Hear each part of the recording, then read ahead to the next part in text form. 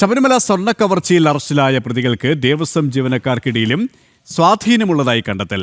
സ്വർണം തട്ടിയെടുക്കാൻ പങ്കജ് ഭണ്ഡാരിയും ഗോവർദ്ധനും ഗൂഢാലോചന നടത്തിയതായും അന്വേഷണ സംഘം കണ്ടെത്തി.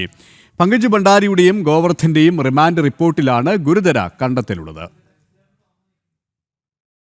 ശബരിമല സ്വർണ്ണ കവർച്ചയിൽ ദേവസ്വം ബോർഡ് ജീവനക്കാരും പങ്കജ് ഭണ്ഡാരിയും ഗോവർദ്ധനും ചേർന്ന് ഗൂഢാലോചന നടത്തിയെന്നാണ് അന്വേഷണ സംഘത്തിന്റെ കണ്ടെത്തൽ. പാളികൾ സ്വർണം പൂശിയതാണെന്ന് ഇരുവർക്കും നേരത്തെ അറിയാമായിരുന്നു. പോറ്റിയുടെ സഹായത്തോടെ പാളികൾ ചെന്നൈയിലെത്തിച്ച് സ്മാർട്ട് ക്രിയേഷനിൽ വേർതിരിച്ച സ്വർണം എന്തു ചെയ്തുവെന്ന് കണ്ടെത്തണമെന്നും അന്വേഷണ സംഘത്തിന്റെ റിമാൻഡ് റിപ്പോർട്ടിൽ പറയുന്നു. പ്രതികൾക്ക് ദേവസ്വം ബോർഡ് അംഗങ്ങൾക്കിടയിൽ വലിയ സ്വാധീനമുണ്ടായിരുന്നു. ഈ സ്വാധീനം ഉപയോഗിച്ചാണ് സ്വർണം കടത്തിയതെന്നുമാണ് റിമാൻഡ് റിപ്പോർട്ടിലെ കണ്ടെത്തൽ. പങ്കജ് ഭണ്ഡാരിക്കും ഗോവർദ്ധനുമുള്ള കേസിലെ ബന്ധം ഉണ്ണികൃഷ്ണൻ പോറ്റിയിലൂടെയാണ് അന്വേഷണ സംഘത്തിന് ലഭിക്കുന്നത്. സ്മാർട്ട് ക്രിയേഷനിൽ വേർതിരിച്ചെടുത്ത സ്വർണത്തിൽ 150 ഗ്രാം പണിക്കൂലിയായി പങ്കജ് ഭണ്ഡാരി വാങ്ങിയെന്ന് ഉണ്ണികൃഷ്ണൻ പോറ്റി സമ്മതിച്ചു. ഗോവർദ്ധനിൽ നിന്ന് 470 ഗ്രാം സ്വർണം അന്വേഷണ സംഘം കണ്ടെത്തുകയും ചെയ്തു. പങ്കജ് ഭണ്ഡാരിക്കും ഗോവർദ്ധനും ദേവസ്വം ബോർഡ് അംഗങ്ങൾക്കുമായുള്ള ബന്ധം കണ്ടെത്തുന്നതിന് കൂടുതൽ ചോദ്യം ചെയ്യൽ വേണമെന്നാണ് അന്വേഷണ സംഘത്തിന്റെ ആവശ്യം.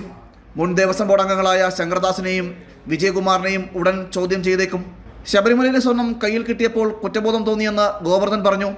ഇതിന് പരിഹാരമായി സ്പോൺസർഷിപ്പിലൂടെ 20 ലക്ഷം രൂപ ശബരിമലയിൽ നൽകാൻ പോറ്റി പറഞ്ഞതായും ഗോവർദ്ധന്റെ മൊഴിയിൽ പറയുന്നു. സ്വർണം സ്മാർട്ട് ക്രിയേഷനിൽ നിന്ന് ഗോവർദ്ധൻ എത്തിച്ച കൽപേഷിന്റെ അറസ്റ്റും ഉടൻ ഉണ്ടായേക്കും. ജനം, തിരുവനന്തപുരം.